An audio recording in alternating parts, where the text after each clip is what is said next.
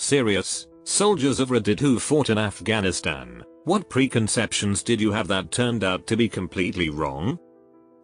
That Afghanistan was an actual country. It's only so on a map. The people, in some of the more rural places, at least, have no concept of Afghanistan. We were in a village in northern Kandahar province, talking to some people who of course had no idea who we were or why we were there. This was in 2004. Not only had they not heard about 9/11, they hadn't heard Americans had come over.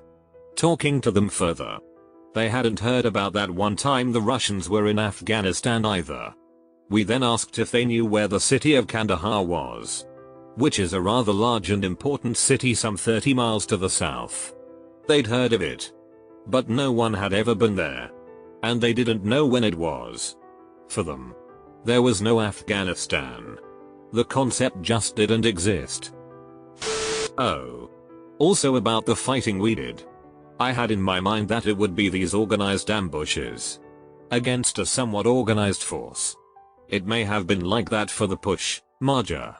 But once the initial defense was scattered, the fighting turned into some farmer getting paid a year's salary to go fire an AK-47 at our patrol as we walked by.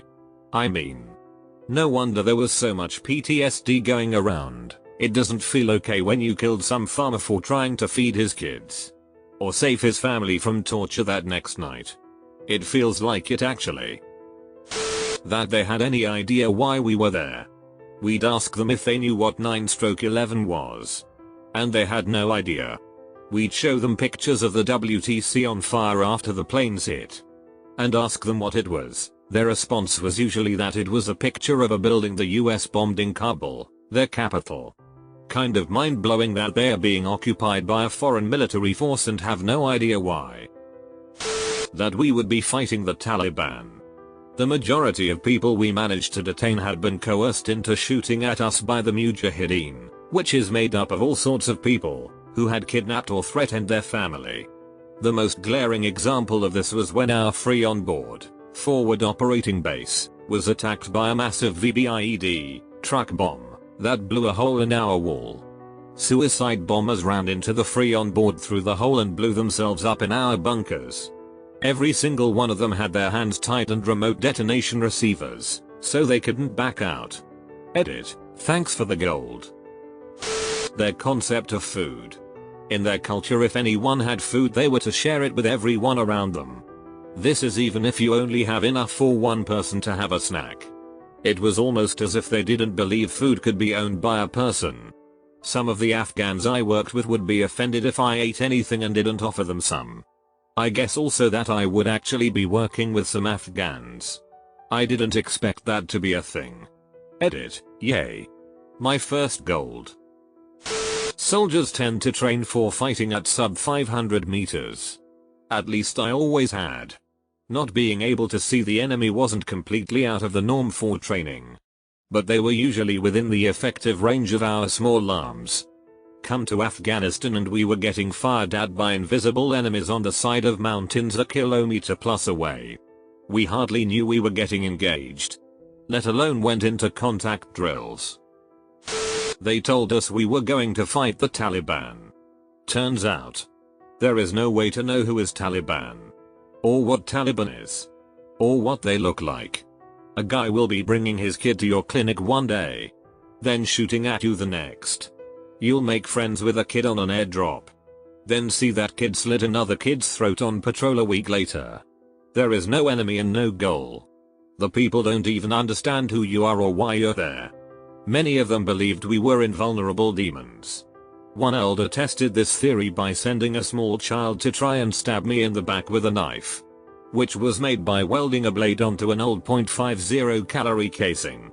Kids dug up mines, bouncing Bettys, and old Russian munitions and set them off like firecrackers. The place is a ducked up maelstrom with no conceivable sense of morality, justice, benevolence, or community. Every single person is just trying to survive. When I was told I was going to Afghanistan, I was picturing mountains and all that stuff they have in the eastern part of the country. I went to southern Afghanistan. It's mostly desert. But around the rivers it's a ducking jungle. I spent many patrols wading through knee to waist deep water and mud in pomegranate and grape orchards.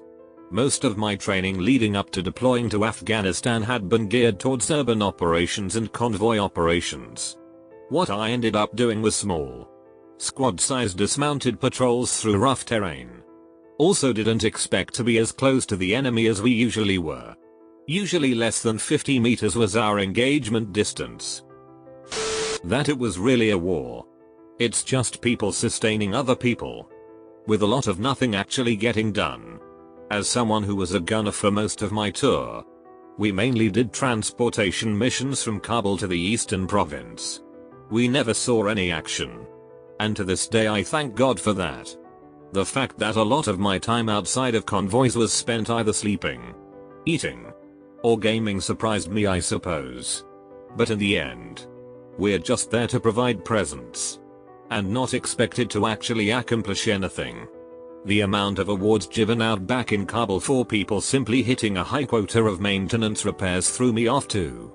There were times when I was looked down upon for not working every day in a shop and instead being on convoys. The worst part of it all was losing a friend to suicide after returning home safe. That was something I never expected to see happen, and it still messes with me to this day. Edit, I'm at work so replies will be slower. Edit 2, still at work. But thanks for the gold. I appreciate everyone hearing my story.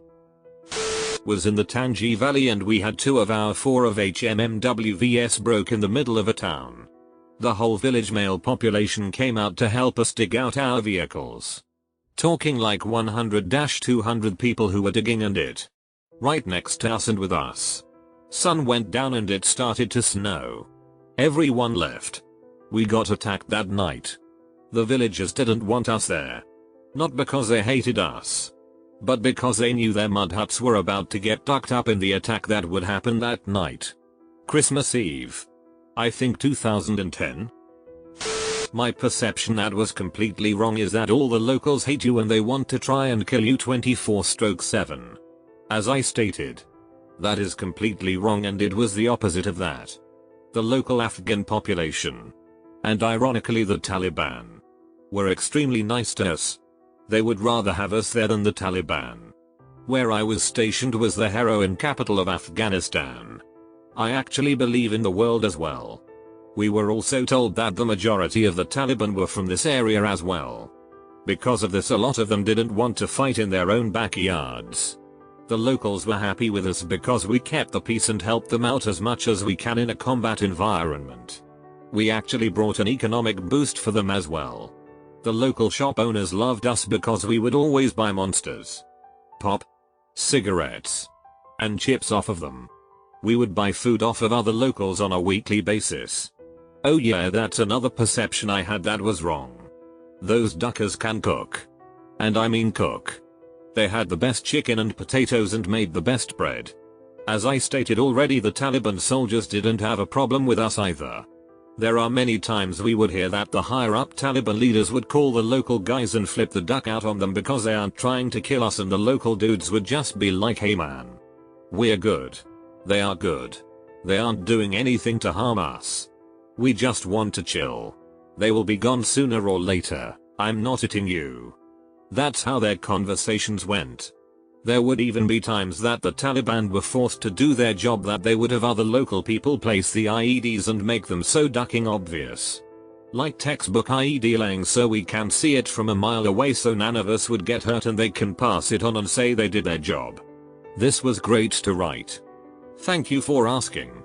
It's pretty rare that someone asks you anything about being in Afghanistan other than did you kill anyone. It's nice to talk about it. Edit. Thank you to whoever gifted me gold. You hear so much about how different Afghans and Afghani culture is before you go that you forget that they're just people too. The kids especially. Kids everywhere are pretty much the same. I don't feel too bad about leaving the itty lazy AMF guys to their fate. But I still wonder about the little kids I used to watch play from our guard tower. I thought there would be some Muslims in Afghanistan that would actually be on our side. Turns out I was deaf wrong. 100% of the Pajoy district was Taliban. You were either a child of a Taliban father or a wife to one. We even captured some kids once after we got ambushed. They had ditched their weapons. But they were deaf, the ones shooting at us. Killed a couple. Captured the rest. Age like 13-19ish. I knew there were IEDs. But it's stupid just how many there are. Within our first 2 months in country we had recovered and disposed of 69 of them. I had heard the kids were funny. I honestly hated the majority of them. They threw rocks and shot slingshots at us and would never leave us alone.